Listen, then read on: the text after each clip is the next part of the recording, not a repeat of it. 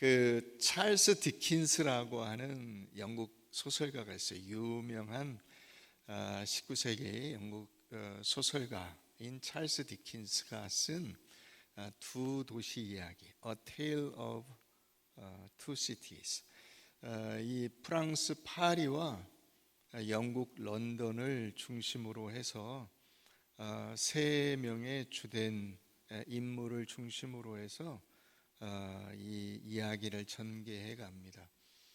프랑스 혁명 당시에 그 혼란상, 그 혼란한 속에서 상대적으로 훨씬 차분하고 또 그 원래 그 도시의 그 규모와 원칙을 잘 지켜 나가고 있었던 파리와 런던을 대조하면서 결국 인간이 살아간다는 것이 혼란한 가운데서든 혹은 안정된 상황이든 간에 무엇이 인간이 살아가는 데 있어서 주된 그 핵심적인 요소인가 하는 것을 나타내주는 좋은 소설입니다.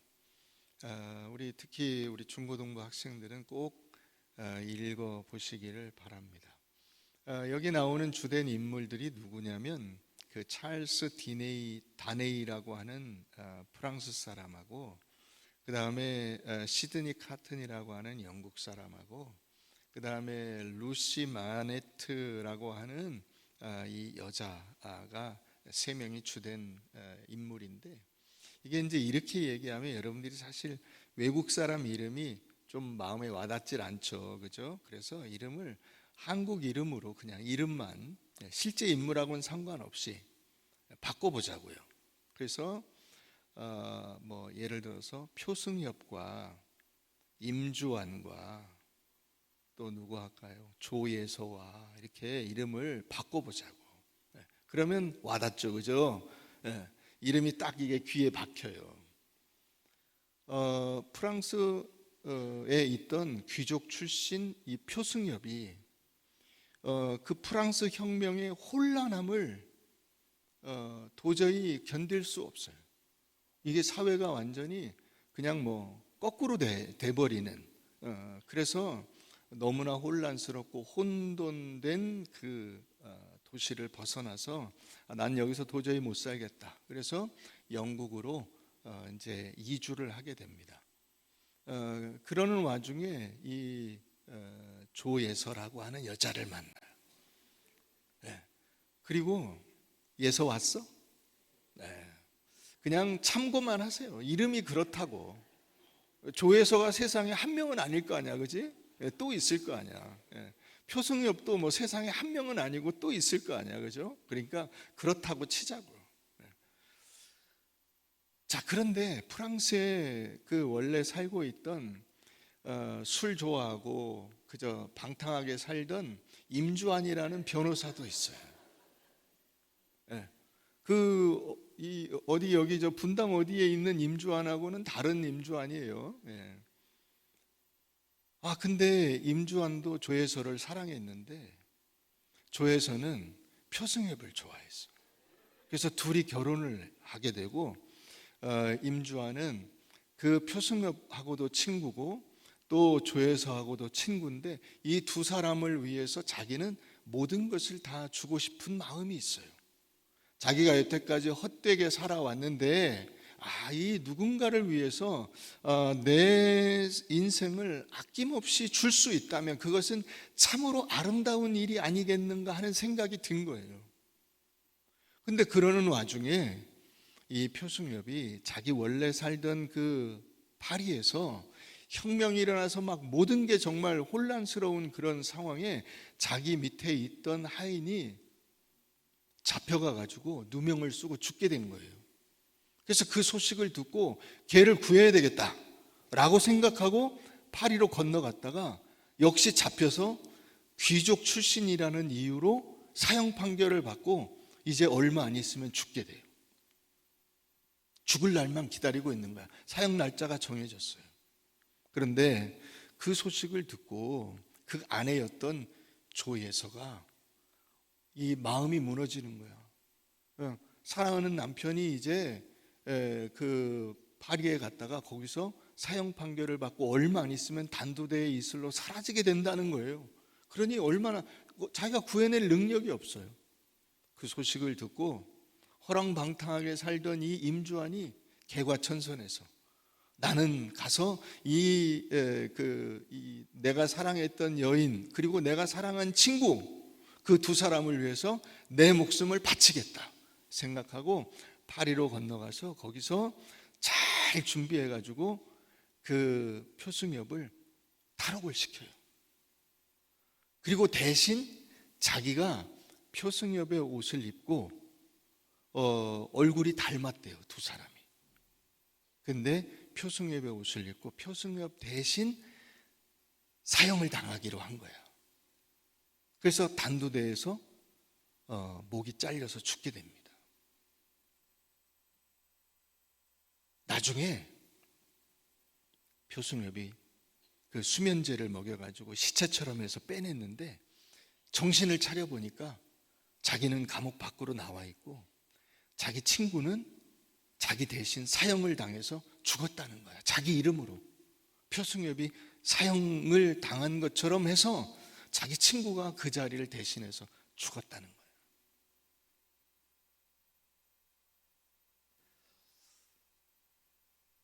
여러분, 그와 비슷한 일이 오늘 본문 속에서 벌어진 겁니다.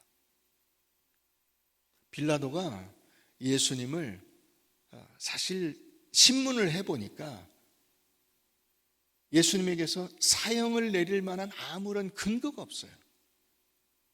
사형 판결을 받을 이유가 없는 사람이야, 예수는. 그래서 우리가 읽은 말씀에도 나오지만은 나는 그에게서 아무 죄도 찾지 못하였노라. 이 말씀이 3번이나 나와요. 그러니까 이 3-4번은 뭘 말하는 거예요?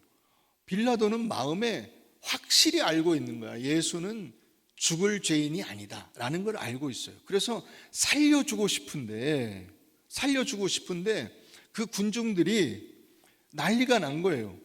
이 유대 종교 지도자들의 사주에 의해서 군중들이 예수를 죽이라고 난리가 난 거예요. 자기가 총독으로서 물론 군사적으로 제압을 하면 할 수 있겠지만은 그렇게 하는 것은 바람직하지 못해. 그래서 빌라도가 나름 꾀를 낸 거예요. 뭐냐면 바라바라고 하는 이 강도, 사형 판결을 이미 받은 강도예요. 바라바는 그 죽을 이유가 차고 넘치는 사람이야. 이 강도라고 하는 단어는 2가지 뜻이 있어요. 원래 뜻이. 하나는 진짜로 나쁜 짓을 한 그 강도이기도 하고요. 다른 하나는 이 반역죄를 저지른 죄인이라는 뜻도 있는 거예요. 그런데 2가지 다 사형 판결을 하기에 조금도 모자람이 없어. 반역죄를 저질렀어도 죽는 거고 악한 강도 짓을 해서 살인 강도를 저질렀어도 죽는 거야. 그러니까 바라바라고 하는 강도를 딱 내세우고 별 죄가 없는 예수를 딱 놓고 야, 너희 양자택일을 해봐라. 그러면 군중들이 에이 아무리 그래도 그렇지 예수를 죽이라고 하겠나 라는 생각에 빌라도가 이 2 사람을 놓고 양자택일을 하라고 한 거예요. 예수를 살려주려고. 그런데 군중의 반응이 어땠어요? 바라바를 살려주고 예수를 십자가에 못 박으라고 난리를 치는 거예요. 그래서 예수님이 십자가에 달려 죽게 됐다는 거예요. 자, 우리가 이렇게만 생각하면 예수님은 희생자인 것처럼 보여요. 예수님은. 그렇죠? 자기는 죽고 싶은 마음이 없는데 억지로 끌려가서 죽는 사람인 것 같이 보일 수 있어요. 그러나 여러분, 예수님이 자신을 십자가에 내어준 것은 억지로 끌려가서 할 수 없이 죽은 것이 아니고 자기가 스스로 자신을 제물로 하여 하나님 앞에 자신이 제물을 드리는 대제사장으로 제사를 올려드리려고 결단을 한 대제사장이 바로 예수 그리스도예요. 그래서 자발적으로 자신을 제물로 하나님 앞에 드리려고 나오신 거예요. 그게 겟세마네 기도잖아요. 겟세마네 기도를 통해서 겟세마네 동산에서 예수님이 잡히시기 전에 어떻게 기도하죠? 주님, 제가 주님이 제게 주시는 이 고난과 십자가의 잔을 마시겠습니다 라고 결단을 하잖아요. 그래서 이 바라바와 예수 그리스도의 이 교환이 이루어지는 이 장면은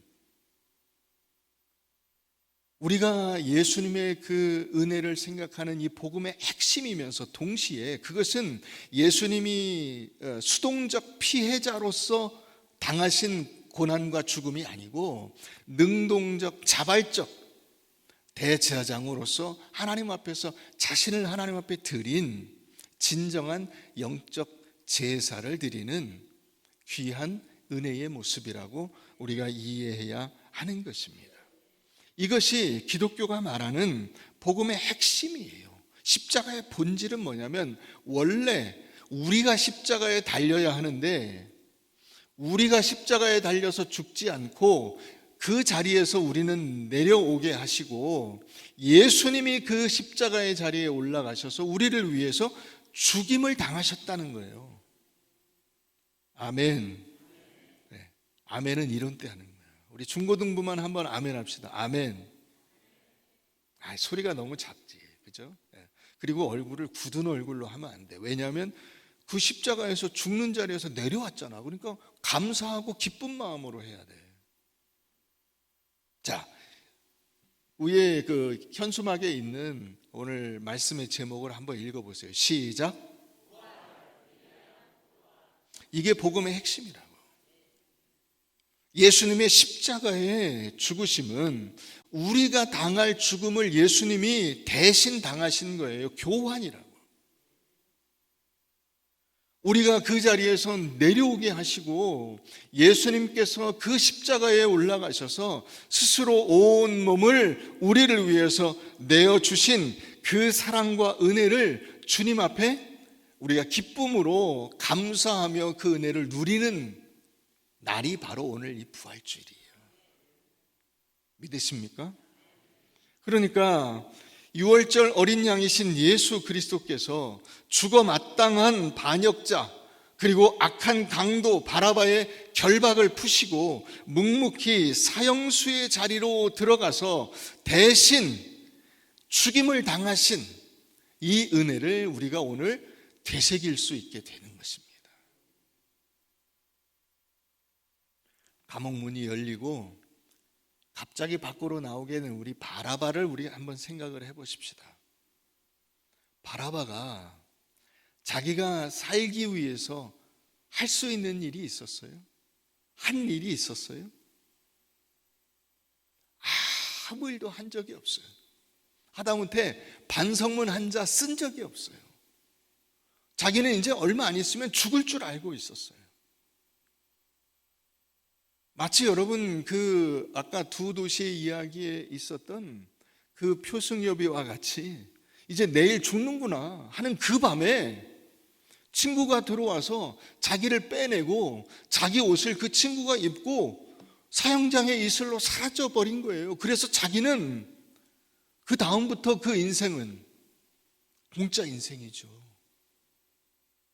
덤으로 받은 인생이죠. 그게 여러분 바라바라고요. 그는 자신의 의로움이나 자신의 어떤 노력이나 자신의 회개로 풀려난 것이 아닙니다. 오직 예수님께서 자기 죄를 대신 지시기로 결단하시고 스스로 나오셔서 그를 끌어내시고 자기가 그 자리에 들어가셨기 때문에 살아나게 된 것입니다. 그가 당해야 될 진노, 그가 당해야 될 저주, 그것을 하나님께서 예수 그리스도의 피를 보시고 넘어가셨던 것이 그가 살아난 이유예요. 그것이 우리가 말하는 이 위대한 교환이에요. 교환. 죽어 마땅한 자와 아무 죄도 없는 자가 교환되어서 그 아무 죄도 없는 자가 그 죽어 마땅한 죄의 사람의 모든 죄를 짊어지시고 십자가에 달려 죽으심으로 우리의 죄가 깨끗이 씻어진 줄 믿으시기를 바랍니다. 이와 같은 사건이 성경에도 나와 있어요. 또 다른 사례로 우리 빌레몬서를 한번 가보십시다. 빌레몬서 신약성경 351페이지 빌레몬 1장. 빌레몬서는 한 장밖에 없어요. 그래서 1장, 2장, 3장 하기가 좀 뭐하지만 어쨌든 장을 안 붙이게요. 그러니까 1장이라고 하는 거예요. 빌레몬 1장. 자, 빌레몬서의 그 주된 이 편지의 대상은 누구냐면 빌레몬이라는 사람이에요. 빌레몬은 사도 바울의 제자 가운데 하나였어요. 사도 바울이 전도해서 이제 복음을 듣고 변화된 사람이 바로 빌레몬이에요. 근데 빌레몬의 집에 그 빌레몬이 데리고 있던 노예가 있었어요. 그 노예가 오네시모라고 하는 사람이야. 근데 오네시모가 도망을 간 거예요. 근데 이 로마 시대에 도망친 노예는 판결이 하나밖에 없어요. 뭐게요? 사형. 사형의 방법은 뭐 십자가든 아니면 굶주린 맹수에게 던지는 것이든 아니면 모닥불을 쌓아놓고 불태워 죽이는 것이든 방법은 어떤 것이든 상관이 없어요. 딱 하나예요. 죽는 것밖에 없어요. 오네시모는 죽어야 되는 거예요. 그러니까 바라바나 오네시모나 그 입장은 똑같아요. 상황은 다르고 그가 살던 그 조건은 다르지만은 사형수예요. 무조건 사형수예요. 오네시모는 반드시 죽게 돼 있어요. 그런데 자세한 상황은 알 수가 없어요. 나중에 여러분들이 천국 가면 사도 바울에게 혹은 오네시모에게 물어보세요. 어떻게 복음을 영접하게 됐는가? 자, 10절 보세요. 10절. 갇힌 중에서 낳은 아들 오네시모. 그러니까 사도 바울이 감옥에 갇혀 있는 동안에 어떤 우연한 계기로 이 도망친 노예였던 오네시모를 만나서 그 오네시모를 복음으로 이 전도에서 변화시켰고 그 오네시모가 이제는 사도 바울과 영적으로 어떤 관계가 됐다는 거예요? 아들과 아버지 같이 됐다는 거예요. 아버지와 아들 같은 아주 친밀한 복음 안에서 그 굉장히 밀접한 관계가 되었다는 거예요. 그래서 지금 빌레몬에게 편지를 쓰는 거예요. 빌레몬이요, 너 오네시모 알지? 당연히 알죠. 도망친 노예를 왜 모르겠어요. 주인이 당연히 알죠. 그 오네시모를 내가 우연히 만나서 전도를 해서 이 사람이 예수 믿고 내 애제자가 됐어. 어느 정도로 애제자냐면 여기 10절에 오네시모 앞에 뭐라고 붙어 있어요? 호칭이 아들이라고 돼 있어요. 자, 12절에도 보세요. 12절. 내게 그를 돌려보내노니 그는 내 뭐다? 신복. 이 신복이라는 단어는 사실 번역 때문에 나온 단어고요. 원래 단어가 그 일자 밑에 이렇게 써 있죠. 뭐라고 돼 있어요? 심장. 그는 내 심장이야. 여러분, 심장이라는 건 뭐예요? 신복은 떨어질 수 있어요. 신복은 아무리 신복이라도 우리가 별개로 놓을 수 있잖아. 그런데 심장은 애초부터 분리가 불가능해요. 그러니까 이 사도 바울과 오네시모는 불가분리의 관계라고 말할 수 있을 정도로 이렇게 아주 결정적인 나의 사람이야 라고 사도 바울이 지금 보증을 서고 있는 거예요. 그는 내 심장과 같은 존재야. 자, 그래서 16절 가서 보세요. 16절. 이후로는 이제 돌려보내니까 이후로는 종과 같이 종으로 대하지 말고 종 이상 곧 사랑받는 형제로 네가 대해줬으면 좋겠다 라고 당부를 하고 있는 거예요. 자기 제자한테. 빌레몬이요, 이 오네시모도 내게 복음을 듣고 변화되어서 나의 심장과 같은 아주 내가 아끼는 사람이니 내가 이 사람을 당신한테 다시 돌려보내오. 왜 돌려보낼까요? 왜 돌려보낼까요?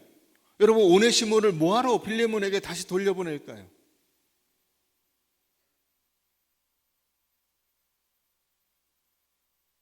생각을 해보세요.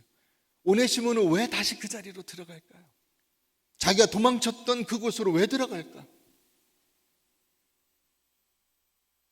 이제는 과거처럼 살지 않기 위해서 들어가는 거예요.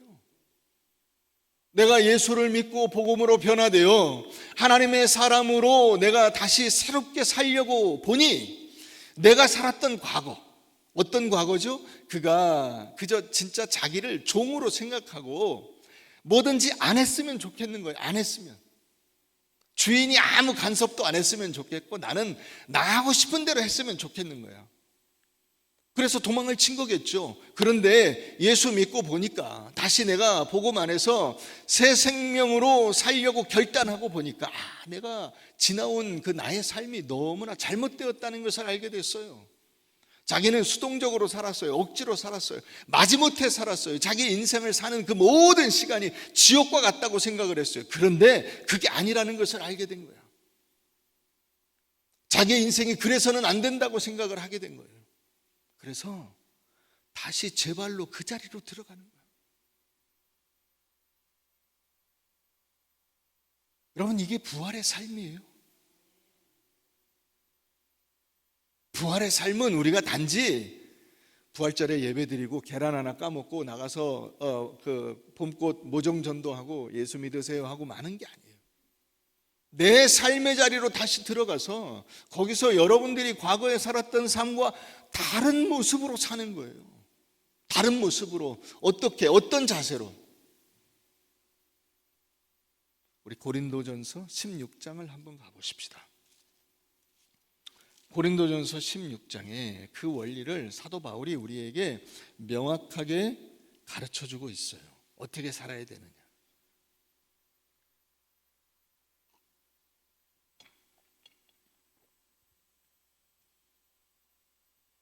고린도서 16장 13절 14절 우리 다 같이 읽어봅니다. 시작. 깨어 믿음에 굳게 서서 남자답게 강건하라. 너희 모든 일을 사랑으로 행하라. 이 13절 14절은 같은 얘기예요. 같은 얘기인데 다르게 표현한 거야. 13절의 얘기도 결국 이 14절의 말씀과 같은 내용이에요. 하나님 사랑과 이웃 사랑이 결국 예수님이 그러셨잖아. 둘째도 이와 같으니. 같은 얘기라는 거야. 하나님을 사랑하는 것이 이웃을 사랑하는 것이고 이웃을 사랑하는 것이 하나님 사랑하는 거야 라고 말씀하는 것과 같아요. 자, 이 16장도 마찬가지예요. 모든 일을 사랑으로 하는 것이 되게 하라, 이 뜻이에요. 이게 너희가 하는 그 모든 일이 의무로, 책임으로, 억지로 해야 되니까 하는 것으로, 짐으로 이렇게 여기지 말고 기쁨으로 해라, 감사함으로 해라, 은혜로 해라. 그렇게 하라는 거예요. 인생을 그렇게 살라는 거예요. 여러분, 여러분들에게 주어진 인생이 어떤 인생인지 여러분 생각해 보셨어요? 예수님이 여러분들에게 그 모든 그 죄의 짐을 다 벗겨내 주시고 새로운 삶의 기회를 허락하여 주신 거예요. 이게 부활이잖아요. 그죠? 바라바의 위치에서 예수의 위치로 바꿔주신 거잖아. 바라바에게 야, 너 이제부터는 진정한 자유를 가지고 나처럼 한번 살아봐라 하고 예수님이 그 자리로 들어가시고 바라바를 끄집어 내주신 거잖아. 오네시모를 그와 같은 위치에서 빌레몬의 자리로 바꿔준 거잖아요.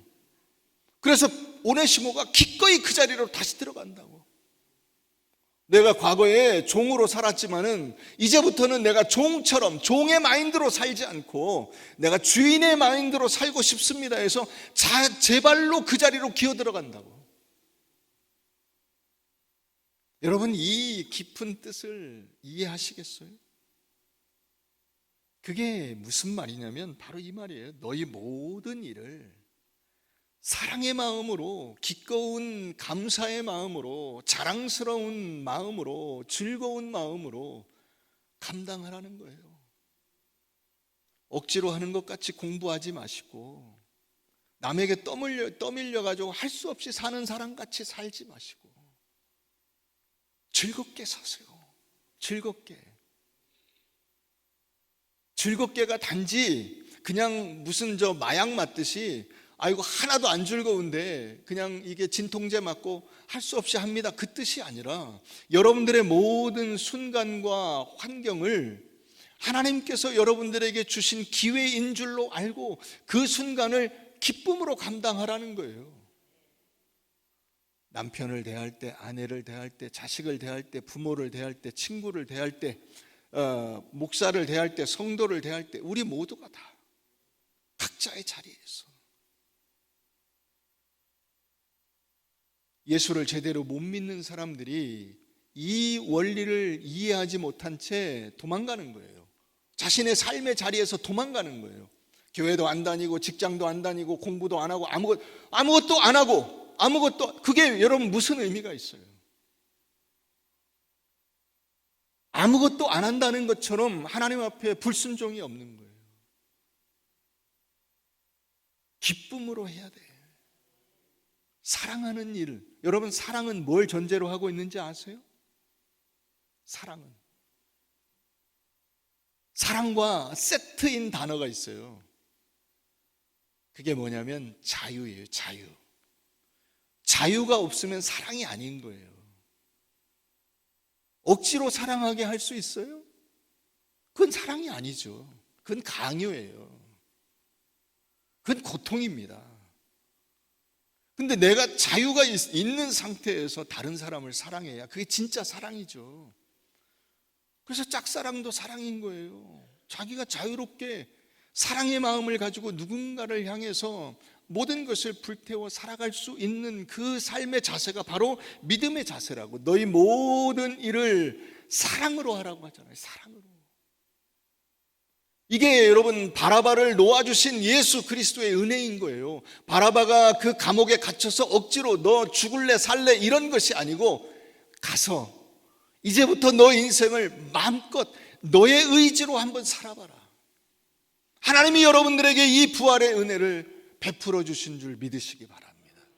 이게 오늘 우리가 부활의 은혜를 얻은 목적이요 의미요 핵심적인 요체인 거예요.